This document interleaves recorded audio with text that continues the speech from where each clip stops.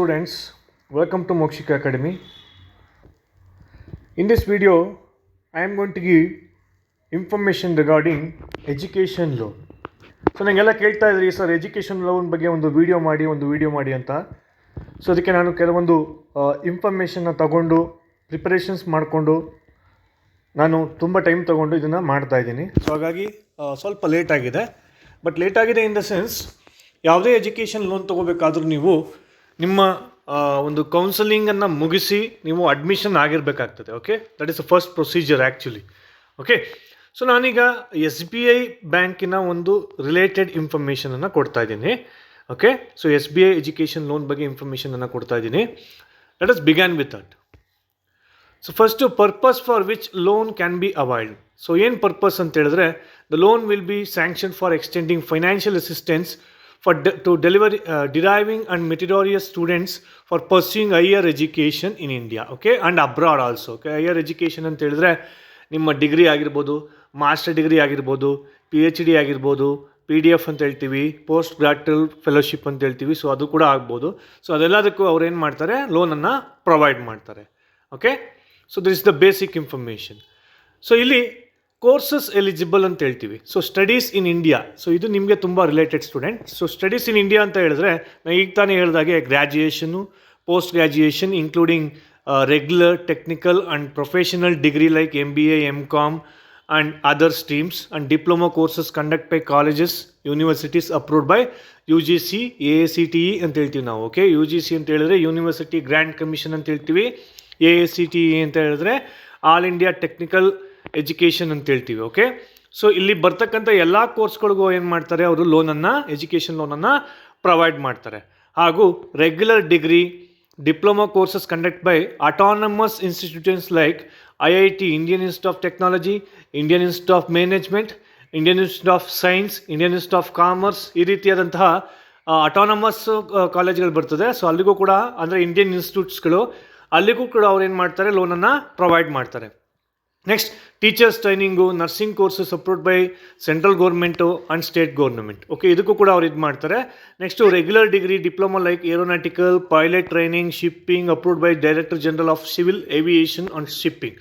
So ಇಲ್ಲಿಗೂ ಕೂಡ, ಅಂದರೆ ಇಂಜಿನಿಯರಿಂಗ್ ಸ್ಟೂಡೆಂಟ್ಸ್ಗೂ ಕೂಡ ಇಲ್ಲಿ ಲೋನನ್ನು ಪ್ರೊವೈಡ್ ಮಾಡ್ತಾರೆ. ಓಕೆ, ಕೋರ್ಸಸ್, ಇಷ್ಟು ಕೋರ್ಸಸ್ಸು ಎಜುಕೇಷನ್ ಇನ್ ಇಂಡಿಯಾ ಬರ್ತಕ್ಕಂಥ ಕೋರ್ಸಸ್ಗಳು. ನೀವು ಅದೇ ರೀತಿ ಅಬ್ರಾಡ್ಗೆ ಹೋದಾಗಲೂ ಕೂಡ ನಿಮಗೆ studies abroad, ಗ್ರ್ಯಾಜುಯೇಷನ್ನು, post graduation, job oriented professionals, technical ಕೋರ್ಸಸ್ಗೆ ರೆಕಗ್ನೈಸ್ ಯೂನಿವರ್ಸಿಟಿ ಇರ್ತಕ್ಕಂತಹ ಒಂದು ಕಾಲೇಜ್ಗಳಿಗೆ ಅವರು ಲೋನನ್ನು ಪ್ರೊವೈಡ್ ಮಾಡ್ತಾರೆ. ಸೊ ಸ್ಟೂಡೆಂಟ್ ಎಲಿಜಿಬಿಲಿಟಿ ಏನಿರಬೇಕು ಅಂತ ಹೇಳಿದ್ರೆ, should be an Indian national, secured admission in professional technical courses through entrance test and selection process. ನೀವು ಇಲ್ಲಿ ಅಬ್ಸರ್ವ್ ಮಾಡಬೇಕು, ಎಂಟ್ರೆನ್ಸ್ ಟೆಸ್ಟು, ಸೆಲೆಕ್ಷನ್ ಪ್ರೋಸೆಸ್ ಇರಬೇಕು.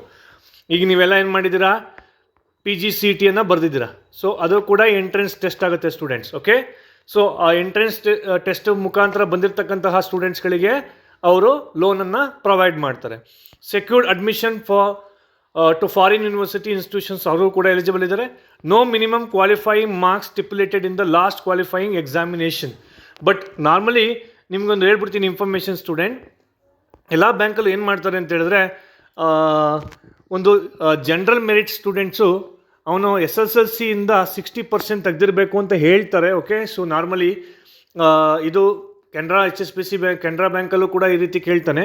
ಬಟ್ ಎಲ್ಲ ಬ್ಯಾಂಕಲ್ಲೂ ಒಂದೇ ರೀತಿ ಇರೋದಿಲ್ಲ. ಓಕೆ, ಫಾರ್ ಎಕ್ಸಾಂಪಲ್ OBCಗೆ 55%, SC ST ಕ್ಯಾಂಡಿಡೇಟ್ಗೆ 50% ಅವರು ಒಂದು SSLC ಟು ಡಿಗ್ರಿವರೆಗೆ ಅವರು ಈ ಒಂದು ಪರ್ಸೆಂಟೇಜಲ್ಲಿ ಮಾರ್ಕ್ಸನ್ನು ತೆಗೆದಿರಬೇಕು ಅಂತ ಹೇಳ್ತಾರೆ. ಬಟ್ ಎಲಿಜಿಬಿಲಿಟಿ ಕ್ರೈಟೀರಿಯಾ ಒಂದು ಬ್ಯಾಂಕಿಗಿಂದ ಇನ್ನೊಂದು ಬ್ಯಾಂಕಿಗೆ ಡಿಫ್ರೆನ್ಸ್ ಇರುತ್ತೆ ಸ್ಟೂಡೆಂಟ್.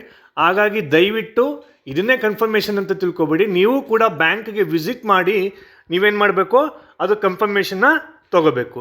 ಇಲ್ಲಿ ಯಾವುದೇ ರೀತಿಯಾದಂತಹ ಏಜ್ ಲಿಮಿಟ್ ಇರೋದಿಲ್ಲ. Okay, this is for sure, ಯಾವುದೇ ರೀತಿಯಾದಂಥ ಏಜ್ ಲಿಮಿಟು ಇರೋದಿಲ್ಲ. ಸೊ ಮುಂದೆ ಹೋಗೋಣ. ಎಕ್ಸ್ಪೆನ್ಸಸ್ ಕನ್ಸಿಡರ್ಡ್ ಫಾರ್ ಲೋನ್, ಏನೇನಕ್ಕೆ ಅವ್ರು ಲೋನ್ ಕೊಡ್ತಾರೆ. Fee payable to college, school, hostel where the student will be making his own boarding, lodging arrangements. The sanctioning authority is authorized to fund boarding, lodging expenses on the basis of estimates submitted by the student. ನೋಡಿ ನೀವೇನು ಮಾಡಬೇಕು ಅಂತ ಹೇಳಿದ್ರೆ estimation ಕೊಡ್ತೀರಾ. Okay, estimation ಅಂದರೆ ಏನಂದರೆ ಗೊತ್ತಾ students, ನೀವೇನು ಮಾಡಬೇಕು ಈಗ PGCET. ಓಕೆ, ಇನ್ನೊಂದು ಪ್ರೊಸೀಜರ್ ಹೇಳ್ಬಿಡ್ತೀನಿ ಇದಕ್ಕೂ ಮುಂಚೆ ನಾನು. ಫಸ್ಟು ನೀವೇನು ಮಾಡ್ತೀರಾ, ಈಗ PGCET ಡಾಕ್ಯುಮೆಂಟ್ ವೆರಿಫಿಕೇಷನ್ ಆಗಿದೆ, ಆಪ್ಷನ್ ಎಂಟ್ರಿಯನ್ನು ಮಾಡ್ತೀರಾ. ಆಪ್ಷನ್ ಎಂಟ್ರಿ ಮಾಡಿದ ತಕ್ಷಣ ನಿಮಗೆ ಸೀಟ್ ಅಲಾಟ್ಮೆಂಟ್ ಮಾಡ್ತಾರೆ. ಓಕೆ, ಸೀಟ್ ಅಲಾಟ್ ಮಾಡ್ತಾರೆ. ಸೀಟ್ ಅಲಾಟ್ ಮಾಡಿದ ತಕ್ಷಣ ನೀವೇನು ಮಾಡ್ತೀರಾ, KEA ಅಥಾರಿಟಿಗೆ 54,000 ಪೇ ಮಾಡ್ತೀರಾ. ಅದಾದ ನಂತರ ಕಾಲೇಜಿಗೆ ಹೋಗ್ತೀರಾ, ಅಪ್ರಾಕ್ಸಿಮೇಟ್ಲಿ ಅಲ್ಲೊಂದು 50,000 ಇದೆ ಅಂತ ಅಂದ್ಕೊಳ್ಳಿ. ಸೊ ಟೋಟಲ್ ಎಷ್ಟಾಯಿತು ಸ್ಟೂಡೆಂಟ್, 1,04,000. ಈ 1,04,000 ನೀವು ಬಿಲ್ ಇರುತ್ತೆ, KEA ಕಟ್ಟಿರ್ತಕ್ಕಂಥ ಬಿಲ್ಲು, ಕಾಲೇಜಿಗೆ ಕಟ್ಟಿರ್ತಕ್ಕಂಥ ಬಿಲ್ಲು, ಇವೆರಡನ್ನೂ ನೀವು ಲೋನನ್ನು ಅಪ್ಲೈ ಮಾಡ್ತೀರಾ. ಓಕೆ, ಇವೆರಡನ್ನ ಕಟ್ಟಾದ ಮೇಲೆ ಲೋನನ್ನು ಅಪ್ಲೈ ಮಾಡ್ತೀರಾ. ಯಾಕೆಂತ ಹೇಳಿದ್ರೆ ಇಲ್ಲೊಂದು ಇನ್ಫಾರ್ಮೇಷನ್ ತಿಳ್ಕೊಬೇಕು ನೀವು, ಇದನ್ನು ಕಟ್ಟೋದಕ್ಕಿಂತ ಮುಂಚೆ ನೀವು ಲೋನ್ ಅಪ್ಲೈ ಮಾಡಿದ್ರೆ ಮಿನಿಮಮ್ 6 ಮಂತ್ಸ್ ಆಗುತ್ತೆ student. Okay, it will take minimum 6 months. ಹಾಗಾಗಿ ನೀವೇನು ಮಾಡಬೇಕು, KEA ಕಟ್ಟೋದು ಕಾಲೇಜಿಗೆ ಕಟ್ಟೋದು ಎರಡೂ ಫೀಸನ್ನು ನೀವು ಎಲ್ಲಾದ್ರೂ ಅರೇಂಜ್ಮೆಂಟ್ ಮಾಡಿಕೊಂಡು ಕಟ್ಟಿಬಿಟ್ಟು ಆ ರೆಸಿಪ್ಟನ್ನು ತಗೊಂಡು ನೀವು ಬ್ಯಾಂಕಿಗೆ ಹೋಗಿ ಅಪ್ಲೈ ಮಾಡಿದ್ರೆ ಅವ್ರೇನು ಮಾಡ್ತಾರೆ, ಡೈರೆಕ್ಟಾಗಿ ನಿಮ್ಮ ಅಕೌಂಟಿಗೆ ಅವ್ರು ಏನು ಮಾಡ್ತಾರೆ, ಟ್ರಾನ್ಸ್ಫರನ್ನು ಮಾಡ್ತಾರೆ. ಇದು ಮೊದಲನೇ ಪ್ರೊಸೀಜರು. ಇಲ್ವಾ, ನೀವು 2 ಮಂತ್ಸ್ ಬ್ಯಾಕೇನೆ ನೀವೇನಾದ್ರೂ ಬ್ಯಾಂಕಿಗೆ ಅಪ್ಲೈ ಮಾಡಿದ್ದಿದ್ರೆ ಅವ್ರೇನು ಮಾಡ್ತಿದ್ರು, ಡೈರೆಕ್ಟಾಗಿ ಕಾಲೇಜಿಗೆ ಫೀಸನ್ನು ಅವರ ಅಕೌಂಟಿಗೆ ಹಾಕ್ತಾಯಿದ್ರು. ಯಾವಾಗ ನೀವು 2 ಮಂತ್ಸ್ ಬ್ಯಾಕೆ ಅಥವಾ 3 ಮಂತ್ಸ್ ಬ್ಯಾಕ್ ಅಪ್ಲೈ ಮಾಡಿದ್ದಿದ್ರೆ. ಬಟ್ ಈಗಾಗತ್ತಾ, ಆಗೋದಿಲ್ಲ. ಸೊ ಬೆಟರ್ ಸ್ಟೂಡೆಂಟ್ಸ್, ನೀವೆಲ್ಲ ಏನು ಮಾಡಬೇಕು ಅಂತ ಹೇಳಿದ್ರೆ, ನೀವು ಫೀ ಪೇಮೆಂಟನ್ನು ಮಾಡಿಬಿಡಿ. ಮಾಡಿದ ನಂತರ ರೆಸಿಪ್ಟನ್ನು ತೊಗೊಂಡು ನೀವು ಬ್ಯಾಂಕಿಗೆ ಅಪ್ಲೈ ಮಾಡಿ, ಅವರೇ ನಿಮಗೆ ಬೇಗ ರಿಯಂಬರ್ಸನ್ನು ಮಾಡ್ತಾರೆ. Okay, this the first information. Next information ಇಲ್ಲಿ ಎಸ್ಟಿಮೇಷನ್ ಅಂತ ಹೇಳ್ತಾ ಇದ್ದೀನಿ ನಿಮಗೆ. ಸರ್ ಏನು ಸರ್ ಅದು ಎಸ್ಟಿಮೇಷನ್ ಅಂತ ಹೇಳಿದ್ರೆ, ಫಾರ್ ಎಕ್ಸಾಂಪಲ್ ನೀವೇನಾದ್ರೂ ಲ್ಯಾಪ್ಟಾಪನ್ನು ತಗೋಬೇಕು ಅಥವಾ PC ತಗೋಬೇಕು ಅಥವಾ ಮತ್ತೊಂದು ಬುಕ್ಸು ಇನ್ನೊಂದಷ್ಟು ನೀವು ಪರ್ಚೇಸನ್ನು ಮಾಡೋದಿರ್ತದೆ. ನೀವೇನು ಮಾಡ್ಬೋದು, KEAಲ್ಲಿ ಕೊಟ್ಟಿರ್ತಕ್ಕಂತಹ ಫೀಸನ್ನ ರಿಸಿಪ್ಟು, ನೆಕ್ಸ್ಟು ಕಾಲೇಜಲ್ಲಿ ಕಟ್ಟಿರ್ತಕ್ಕಂತಹ ಫೀಸು, ಜೊತೆಗೆ ಇದಕ್ಕೆ ಆಗ್ತಕ್ಕಂಥ ಎಕ್ಸ್ಪೆನ್ಸಸ್ನ ಕೂಡ ನೀವಿಲ್ಲೇನು ಮಾಡ್ಬೋದು, ಅಪ್ರಾಕ್ಸಿಮೇಟ್ ನನಗೆ ಎಷ್ಟು ಬೇಕಾಗ್ಬೋದು. ಫಾರ್ ಎಕ್ಸಾಂಪಲ್ 50,000 ಇದೆ, ಇಲ್ಲಿ 50,000 ಇದೆ, ಇಲ್ಲೊಂದು ನಿಮಗೆ 50,000 ಆಗ್ಬೋದು. ನೀವು ಟೋಟಲ್ ಏನು ಮಾಡ್ಬೋದು, 1,54,000ಗೆ ಅವರಿಗೆ ಅಪ್ಲಿಕೇಶನ್ನ ಹಾಕ್ಬೋದು ಸ್ಟೂಡೆಂಟ್ಸ್. ಸೊ ಈ ರೀತಿ ನೀವೇನು ಮಾಡ್ಬೋದು. ಸೊ ನಾನು ಇನ್ನೊಂದ್ಸರಿ ತೋರಿಸ್ತೀನಿ ನೋಡಿ. ಇಲ್ಲಿ KEA ಅಥಾರಿಟಿಗೆ ಏನು ಮಾಡ್ತೀರಾ ಸ್ಟೂಡೆಂಟ್, 54,000 ಕಟ್ತೀರಾ.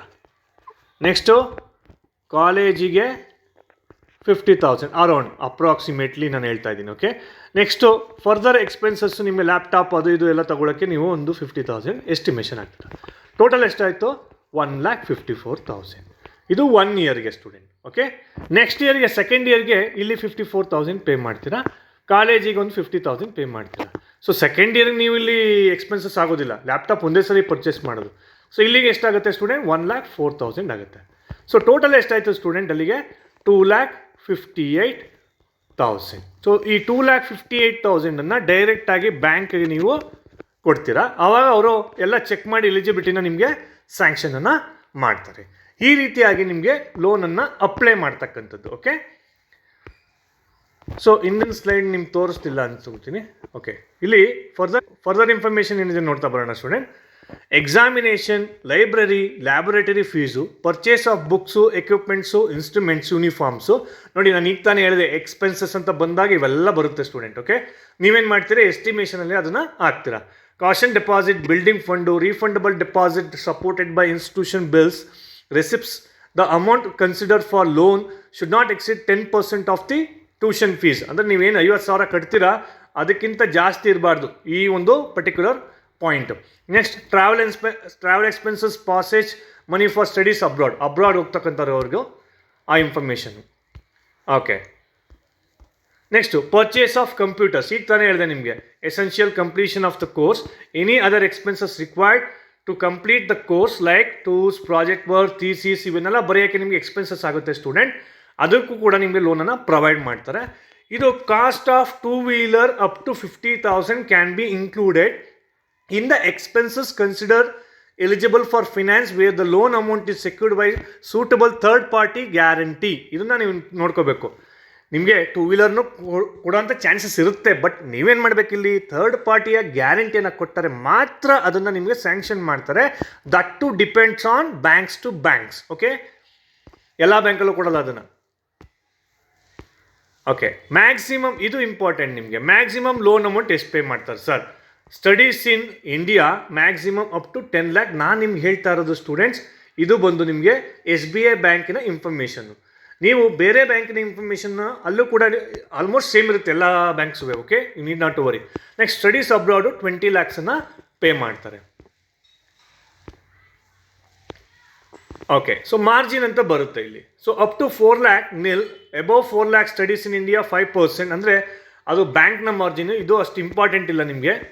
ನಮಗೆ ಬೇಕಾಗಿರೋದು ಸೆಕ್ಯೂರಿಟಿ ಇಂಪಾರ್ಟೆಂಟ್ ಸ್ಟೂಡೆಂಟ್. ಇಲ್ಲಿ ನೋಡ್ಕೊಳ್ಳಿ, up to 4 lakh rupees co obligation of, ಅಂದರೆ ಕೋ ಪೇರೆಂಟ್ಸನ್ನು ಸಪ್ರೇಟಾಗಿ ಕೋ ಅಬ್ಲಿಗೇಷನ್ಸ್ ಅಂತ ಅವ್ರನ್ನ ತಗೋತಾರೆ. ಓಕೆ, ಪೇರೆಂಟ್ಸ್ ಅಕೌಂಟನ್ನು ಕೂಡ ನಿಮಗೆ ಇಲ್ಲಿ ಇನ್ಕ್ಲೂಡ್ ಮಾಡ್ಕೊಳ್ತಕ್ಕಂಥ ಚಾನ್ಸಸ್ಸು ಇರುತ್ತೆ. ಎಲ್ಲಿಯವರೆಗೆ? Up to 4 lakh. 4 ಲಕ್ಷದ ಒಳಗಡೆ ನೀವೇನಾದ್ರು ಲೋನ್ ತೊಗೊಂಡ್ರೆ.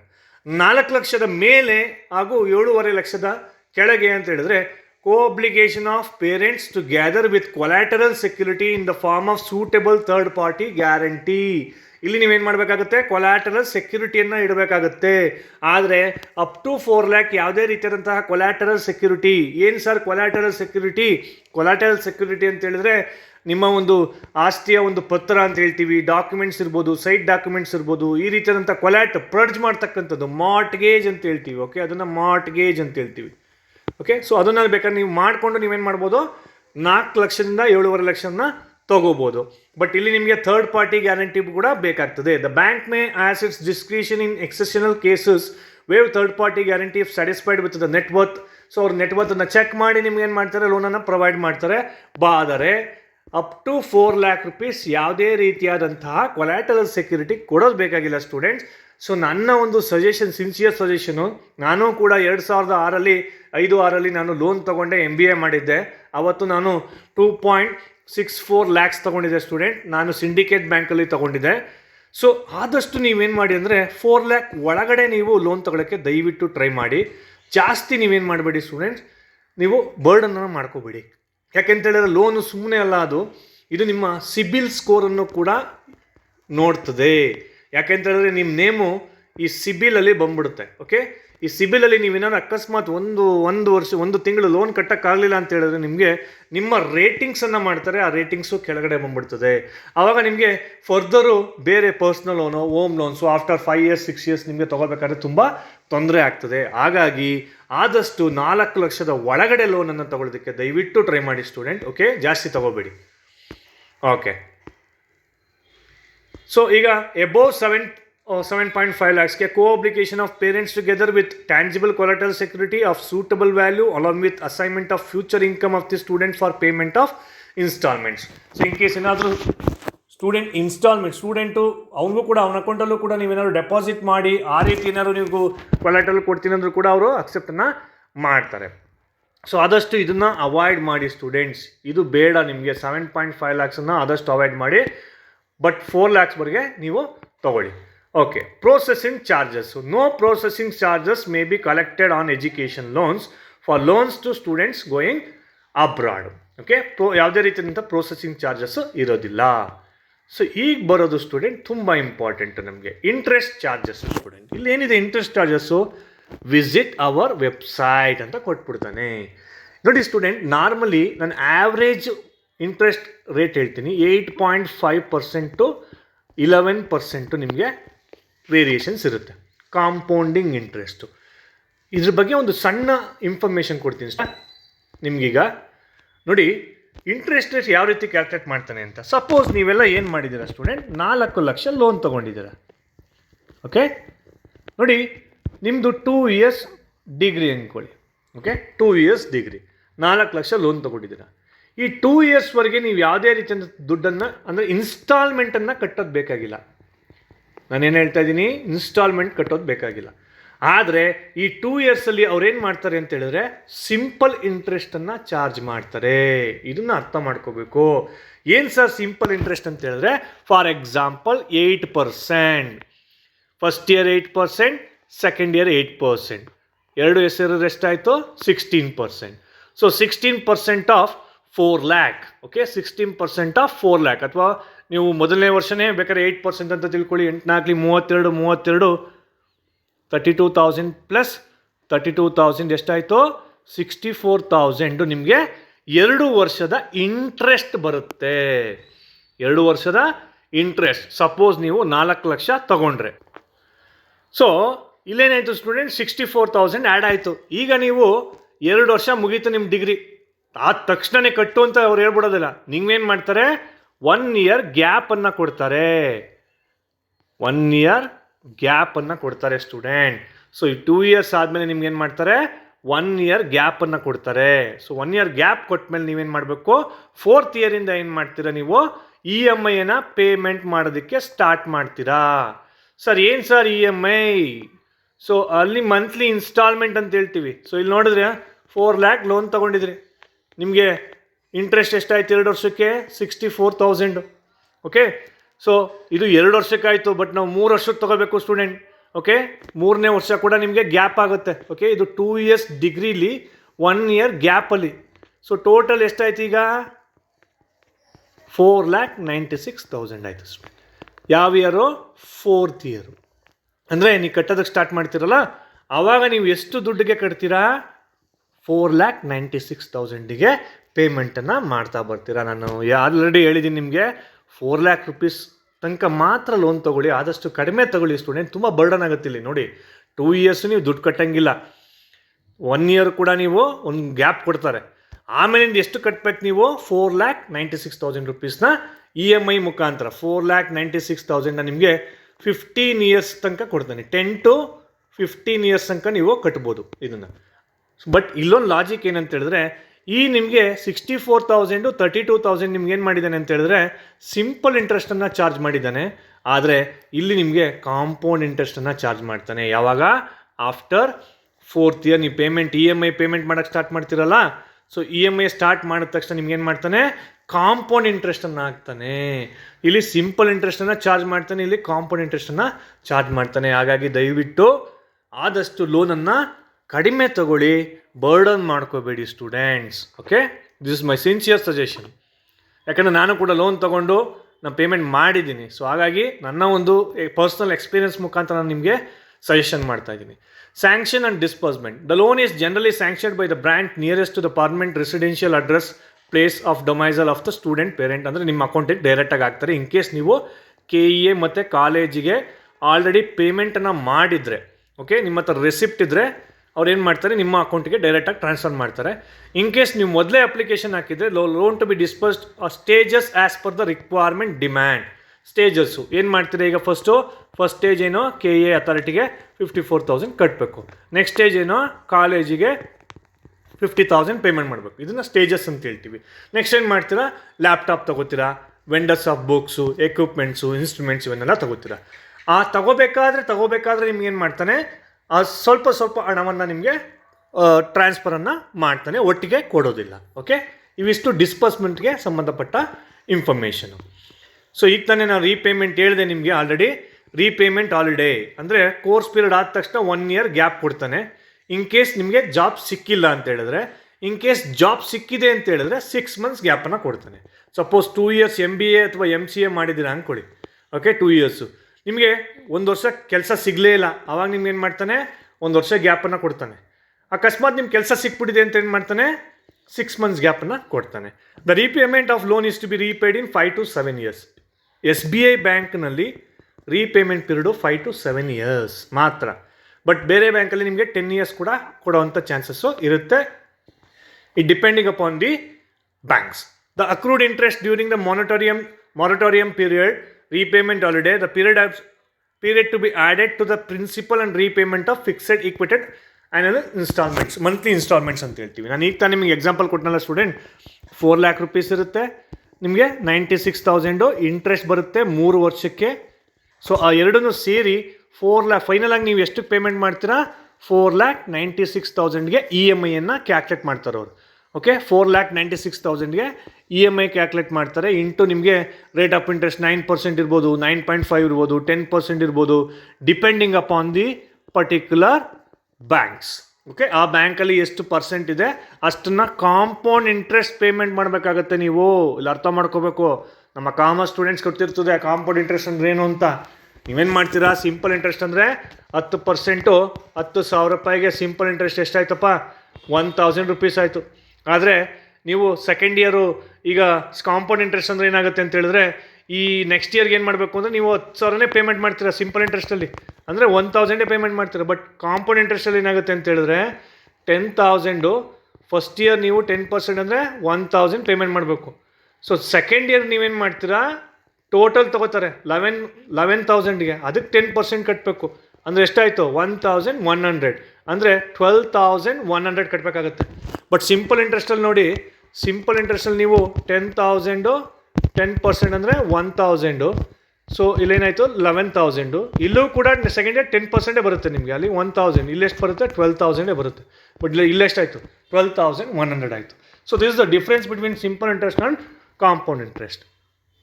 Okay, so State Bank of India is authorised to disclose from time to time, ಅಂದರೆ ಫರ್ದರ್ ಇನ್ಫಾರ್ಮೇಷನ್. ನೋಡಿ, ಸಿಬಿಲ್ ಅಂತ ಹೇಳಿದೆ ನಿಮಗೆ, credit information bureau of India.